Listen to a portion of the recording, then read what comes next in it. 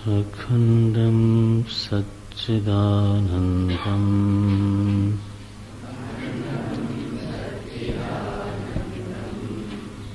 अवाङ्मनसगोचरम्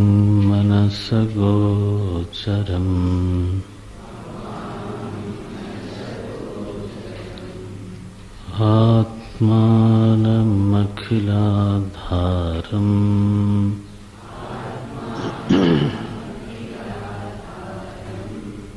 आश्रयेऽभीष्टसिद्धये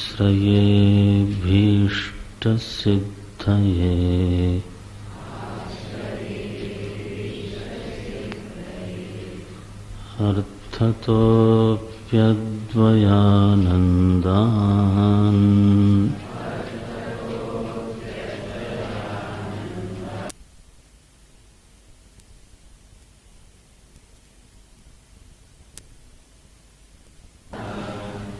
अतीतद्वैतभानतः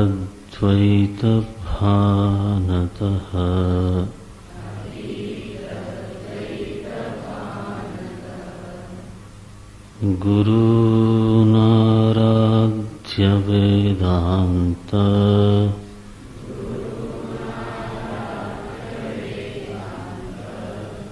सारं वक्ष्ये यथामति।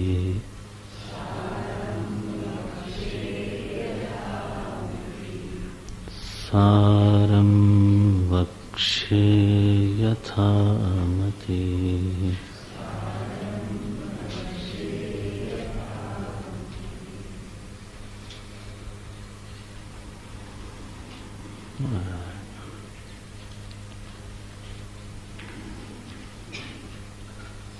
ग्रंथ आरंभ करने के पहले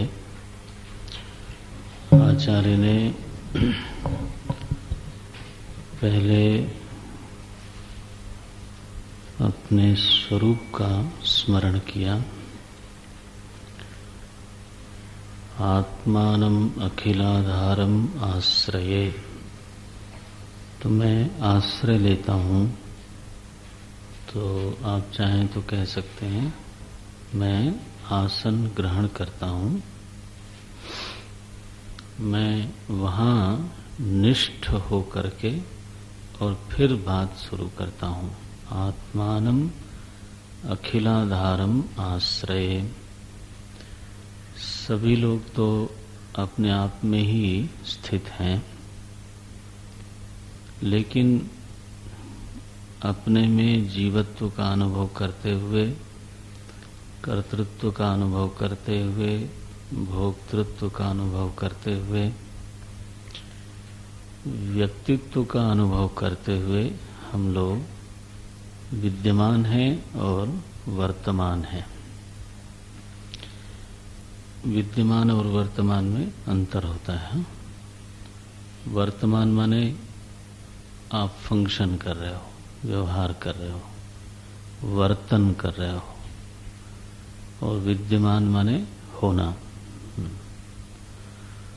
तो हमारी जो स्थिति है और हमारी जो वृत्ति है, हमारी जो विद्यमानता है और वर्तमानता है, उन दोनों के मूल में अपने प्रति यह बोध बैठा हुआ है कि मैं एक व्यक्ति हूँ, सीमित हूँ, मेरे भीतर एक कर्तृत्व है, भोक्तृत्व है, मेरा एक अपना व्यक्तित्व है,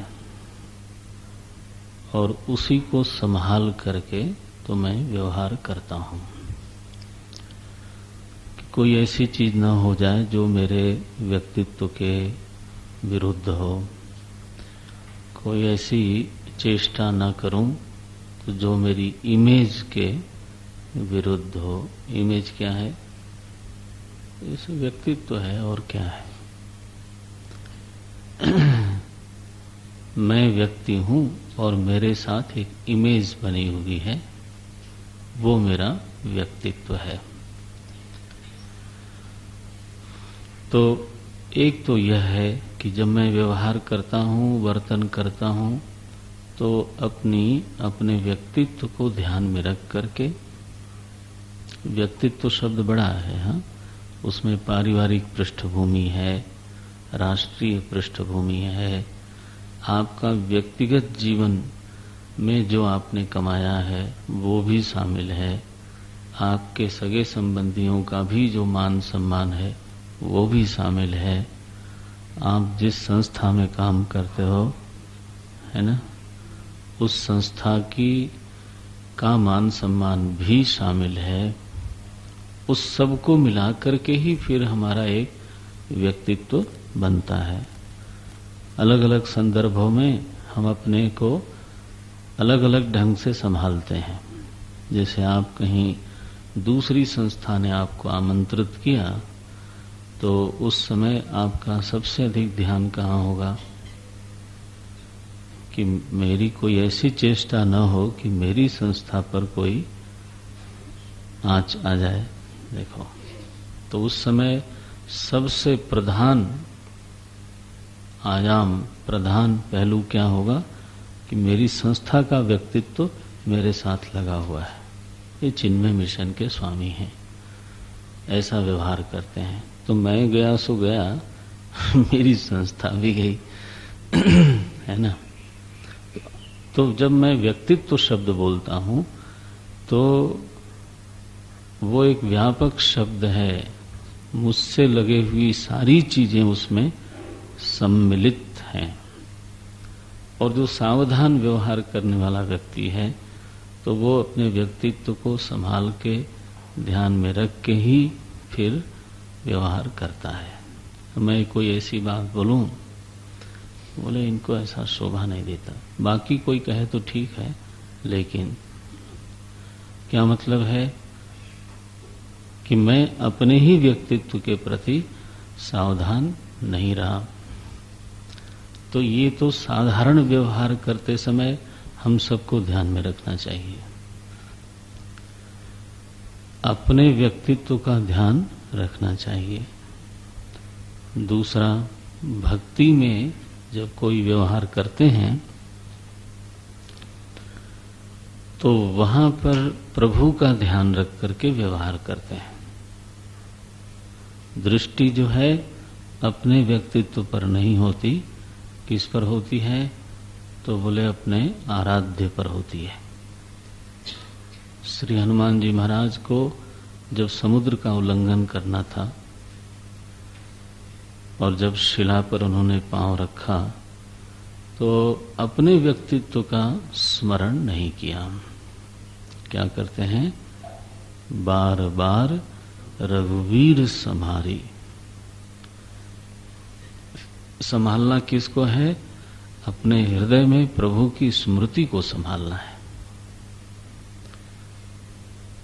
फर्क हो गया ना, एक सेकुलर है और एक रिलीजियस है। अपने व्यक्तित्व को ध्यान में रख करके व्यवहार करना प्योर सेकुलरिज्म। लेकिन प्रभु को ध्यान में रखना कि प्रभु मैं आप ही का काम करने जा रहा हूं, आप ही की शक्ति से करने जा रहा हूं, आपका विस्मरण न हो जाए। कर्म के बोझ के नीचे आप न भूल जाओ।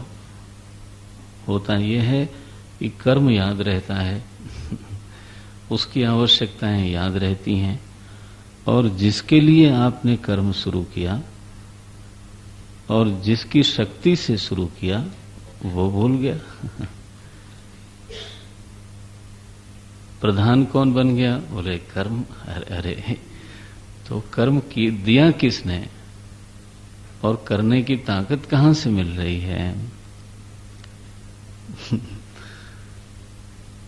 तो भक्ति शास्त्र में व्यक्तित्व नहीं, प्रभु की स्मृति आवश्यक है। उसी ने शक्ति दी, उसी ने काम दिया, और वही संयोग बनाता है और वही संयोग बिगाड़ता है। तो वहां तो समर्पण, व्यक्तित्व तो समर्पित है। इसलिए आप हनुमान जी का मंगलाचरण देखो, इतना बड़ा कर्म करने जा रहे हैं, समुद्र उल्लंघन का, है ना। तो याद किसको करते हैं, बार बार रघुवीर संहारी तर क्यों पवन तनय बल भारी। गोस्वामी जी कहते हैं कि ये पवन तनय है। गोस्वामी जी कहते हैं कि इनमें बहुत बल है। ये उनका व्यक्तित्व है, गोस्वामी जी बोलते हैं। लेकिन हनुमान जी स्वयं क्या याद करते हैं? रघुवीर संहारी। और इसीलिए हनुमान जी की क्रिया कैसी है? बोले बाण की तरह है।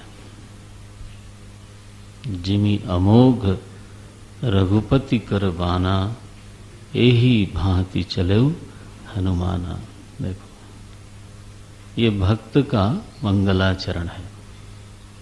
जब हम कर्म करते हैं, व्यवहार करते हैं, तो दोनों का ही ध्यान रखना चाहिए। कम से कम आप अपने व्यक्तित्व का ध्यान तो रखो ही रखो। माने आप क्या हो, किस संस्था से जुड़े हुए हो, किस राष्ट्र के हो। अब अपने ही देश में राष्ट्रीय व्यक्तित्व तो समझ में नहीं आता, लेकिन आप विदेश में जाओ तो आपकी एक चेष्टा न केवल आपको बदनाम करेगी। कहते हैं सुधीर नायक एक क्रिकेटर हुए हमारे यहाँ, पुराने लोग जानते होंगे, पुराने लोग। वो अच्छे खासे टेस्ट प्लेयर थे। बाहर गए और मोजा चोरी करते हुए पकड़ लिए गए। अब वहां तो कहते हैं लोग कि दुकान में कोई होता नहीं चेकिंग वेकिंग के लिए, आप स्वयं सामान लेकर के आते हो। वो भूल गए कि कैमरे लगे हुए हैं। तो गड़बड़ हो गई, उनको उसी समय बुला लिया गया। पूरे राष्ट्र का भी अपमान हुआ। तो जब रेफरेंस बदलता है तब पता चलता है कि हमारा एक व्यक्तित्व है, नेशनल पर्सनैलिटी भी है मेरी। ऐसे तो लगता है कि मैं एक अदना सा जीव, लेकिन नहीं, ऐसा नहीं है। तो पहला तो यह है कि आप एक व्यक्ति हो, उसको ध्यान में रखो चेष्टा करते समय, क्रिया करते समय। लेकिन उससे बेहतर है, उससे बढ़ के है कि अपना ध्यान तो जो रखना है सो रखना है, लेकिन असल में तो प्रभु को ध्यान में रखना चाहिए। उन्होंने ही कर्म का एक निश्चित क्षेत्र हमारे लिए दिया है, उन्होंने ही कर्म करने की शक्ति दी है, कर्म ही उन्हीं का है। बस ऐसा गल जाए व्यक्तित्व हमारा, पिघल जाए व्यक्तित्व हमारा प्रभु की शरण में, और हम भगवान के बाण बन जाएं, कर्ण बन जाएं, ये बहुत बढ़िया मंगलाचरण है, हनुमान जी वाला है। लेकिन सदानंद योगींद्र जी चूंकि अद्वैत का प्रतिपादन करने जा रहे हैं, तो अब उनका मंगलाचरण क्या है? वो व्यक्तित्व को संभालते नहीं, यहाँ द्वैत भाव से प्रभु को भी नहीं संभालते। आश्रय, किसका आश्रय लेते हैं? बोले आत्मानम। तो आपको प्रभु का आश्रय नहीं चाहिए, प्रभु इसमें शामिल है। भाई आप किसका आश्रय लेते हो? तो प्रायः तो जब काम करने के लिए शक्ति की जरूरत पड़ती है और बाकी चीजों की, तो लोग भगवान का आश्रय लेते हैं। यहाँ सदानंद योगींद्र जी किसका आश्रय लेते हैं? आत्मानम। बोले आत्मा का आश्रय क्या लेना है, वो तो है ही है। आपको भगवान का आश्रय नहीं चाहिए। बोले ये आत्मा कैसी है वो भी तो सुन लो। अखिलाधारम अखंडम सच्चिदानंदम अखिलाधारम आत्मानम आश्रय। मैं सर्व प्रपंच का अधिष्ठान स्वरूप जो सच्चिदानंद आत्मा है उसका आश्रय लेता हूँ, उसका स्मरण करता हूँ। वह सच्चिदानंद आत्मा जिसका प्रतियोगी प्रपंच नहीं है, प्रपंच जिसका प्रतियोगी नहीं है, बल्कि क्या है, तो प्रपंच जिसमें प्रतीत होता है बिना हुए ही। जैसे जल में लहरें प्रतीत होती हैं, जल जल रहते हुए तो अनंत लहरों के रूप में प्रतीत होता है, लहर नाम की कोई वस्तु नहीं होती।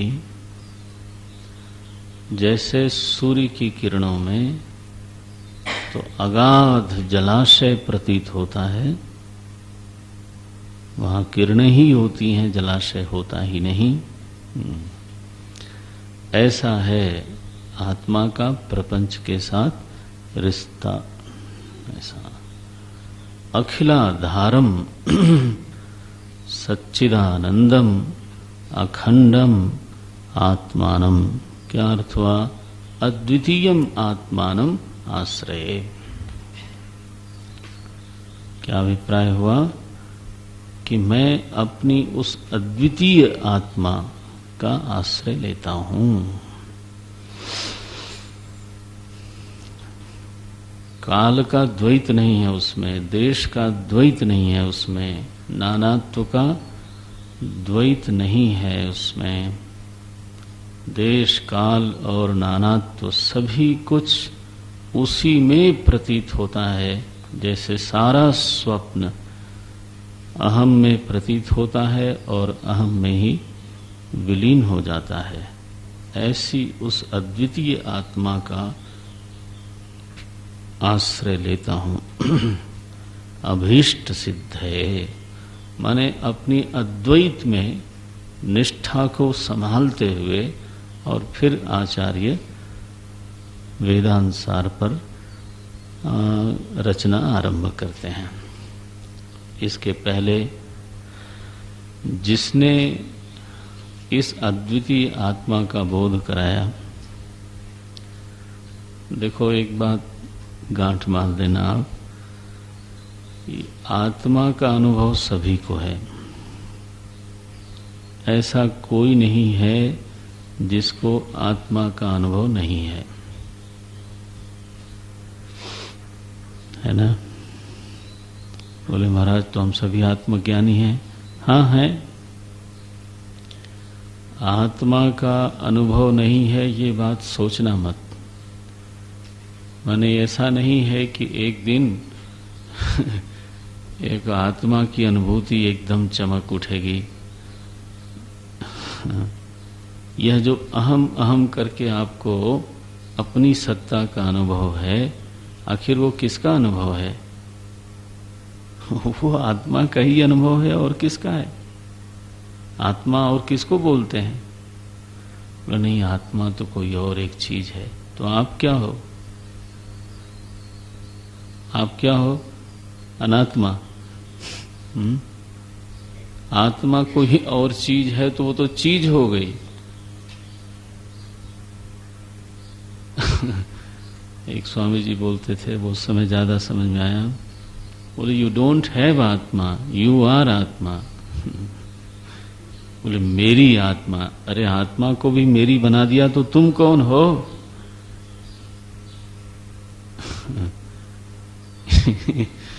मेरी आत्मा शब्द का प्रयोग कैसा है? बोले जैसे राहो हो शिरः, जैसे राहु का सिर। अरे सिर को ही राहु बोलते हैं, राहु का सिर थोड़ा होता है। सिर मात्र को ही राहु बोलते हैं, मालूम है ना। फिर भी प्रयोग कैसा बोलेंगे? राहु का सिर। अच्छा, तो मेरी आत्मा, अरे मैं को ही आत्मा बोलते हैं, मेरी आत्मा किधर से हो गई?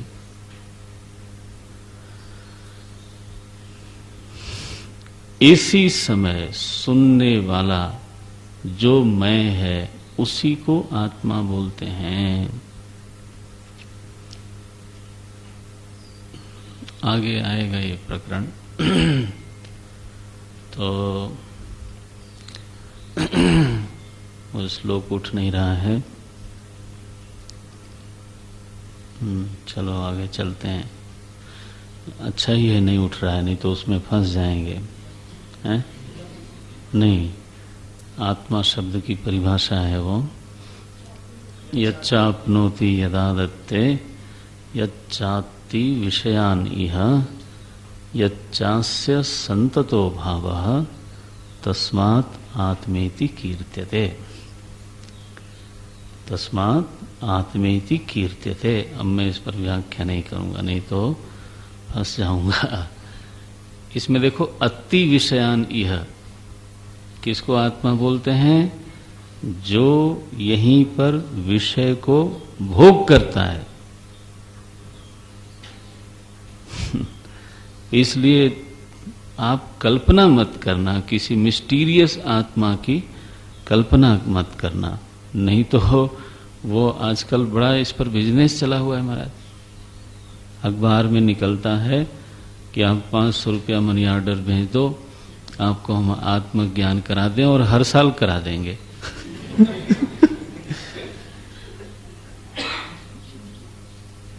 अभी मैंने परसों चौथे दिन पढ़ा, मैंने कहा वाह, 1 साल में वो पुराना हो जाता होगा तो रिन्यू कराना पड़ता है। ओम नारायण। ऐसा ऐसा सब कि पता होता, और भीड़ जुटती है। मजा ये है कि इस दुनिया में, तुलसी इस संसार में भांति भांति के लोग, तो इसमें पता नहीं क्या क्या होता रहता है। इसलिए गीता में आत्मा शब्द के साथ साथ शरीरी शब्द का प्रयोग करते हैं। देही नित्यम अवध्योयम। देही, ये जो देह वाला है वही नित्य है। बोले नहीं नहीं, देह वाला तो मैं ही हूं। अरे तेरे बारे में बात हो रही है। बोले नहीं, मैं समझ रहा था एक कोई और आकाश में टंगी हुई लटकती भटकती कोई आत्मा होगी।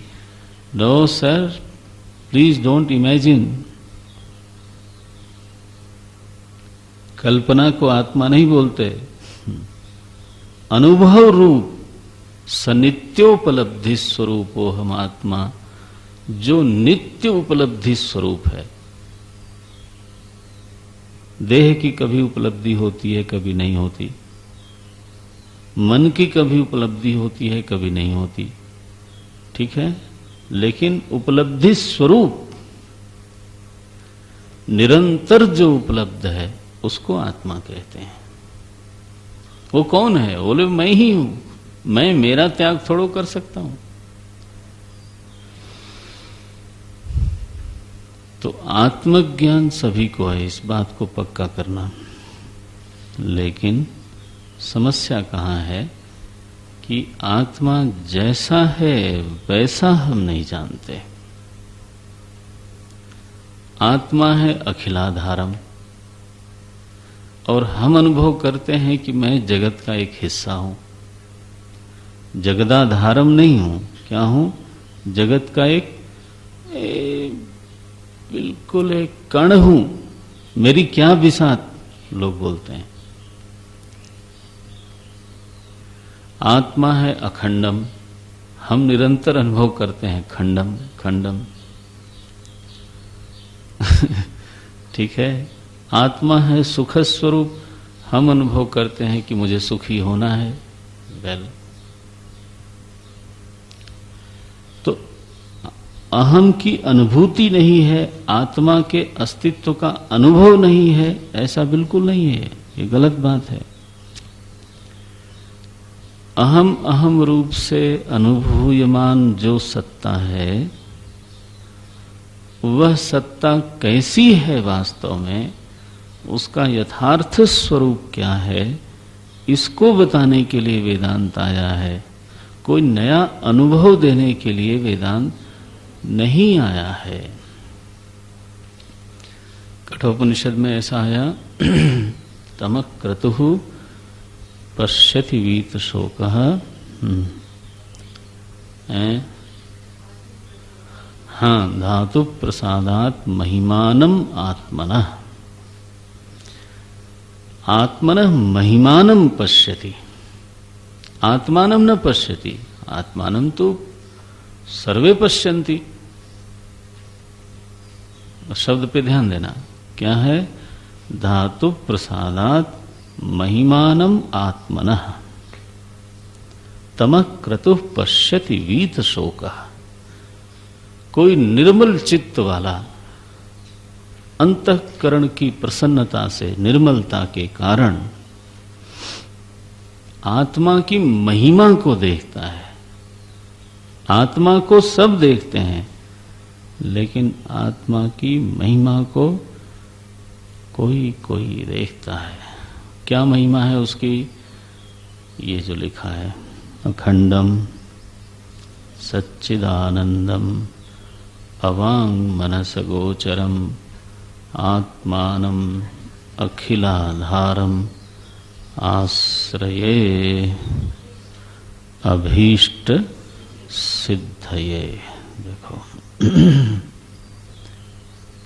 तो अपने अद्वितीय स्वरूप, अधिष्ठान स्वरूप, आनंद स्वरूप आत्मा में सन्निष्ठ होकर के तो आचार्य प्रणयन करते हैं।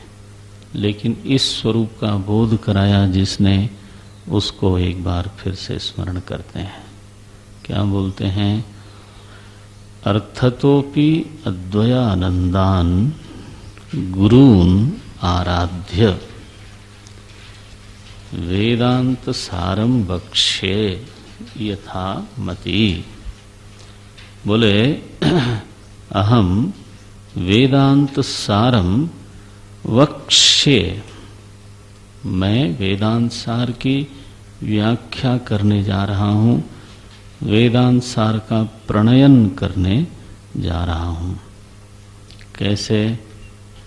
तो बोले गुरून् आराध्य, गुरु का आराधन करके, गुरु के चरणों में समर्पित होकर के, अपने व्यक्तित्व को गुरु में मिला करके। आराध्य का अभिप्राय क्या है? प्रणाम का अभिप्राय क्या है?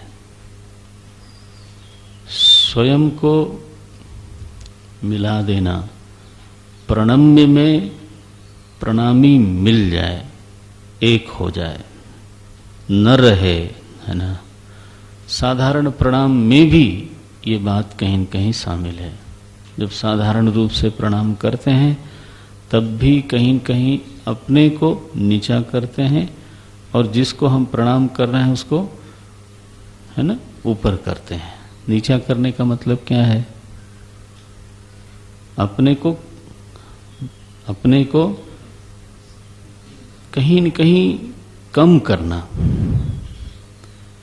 अपने को गौण बनाना, और जिसको प्रणाम करना है उसको मुख्य बनाना। साधारण प्रणाम में भी तो ये बात है। असल में तो भीतर ये बात होनी चाहिए, बाहर तो उसकी एक मुद्रा है। प्रणाम करना, चरण स्पर्श एक मुद्रा है, लेकिन उस मुद्रा के पीछे भाव क्या है? ध्यान रखना, मुद्रा के पीछे एक भाव होता है। जैसे मुद्रा में मैं बुलाऊं ऐसे बिना बोले, तो उसका क्या मतलब है? ये तो मुद्रा हुई, लेकिन मुद्रा के पीछे मेरा भाव क्या है? इधर आओ। अब मानो कि मेरे भीतर भाव ना हो कि इधर आओ, और मैं केवल ऐसे ऐसे करूं, तो ये तो कोई मेरे ख्याल से अंग में कोई खराबी आ गई होगी है ना। मुद्रा, अब ये भाव पहले है कि चले जाओ, फिर मुद्रा आई। शरीर की हर मुद्रा का एक पीछे उसके भाव होता है। तो प्रणाम एक मुद्रा है, आप प्रणाम करते हो, क्या मतलब है उसका? भाव क्या है? कि आप मुख्य हो और मैं गौण हूं। लेकिन अगर गाढ़ प्रणाम हो तो आप गौण भी नहीं रहना चाहते। ये कठिन बात है, लेकिन सच में तो फिर आप गौण भी नहीं रहना चाहते। तब तो जो प्रणम्य है वही है, तुम्हें ही हो जाए बस। आप किधर हो? मैं हूं नहीं। आराध्य की तदाकारता प्राप्त कर लेना, ये असली प्रणाम है। फिर से बोलता हूं, आराध्य की तदाकारता प्राप्त कर लेना, ये असली प्रणाम है। रमण महर्षि सद्दर्शन में लिखते हैं, तस्य स्मृति ही तत्र दृढ़ैव निष्ठा। तो उसकी स्मृति क्या है? बोले उसी में निष्ठा प्राप्त कर लेना, यही उसकी स्मृति है। पकड़ में आता है? ठीक है ना? साधारण प्रणाम में मुख्य और गौण का संबंध है, लेकिन असली प्रणाम में ये मुख्य गौण द्वैत नहीं रहा। मैं अपने आप को जब अपने आराध्य में मिला दूं, इस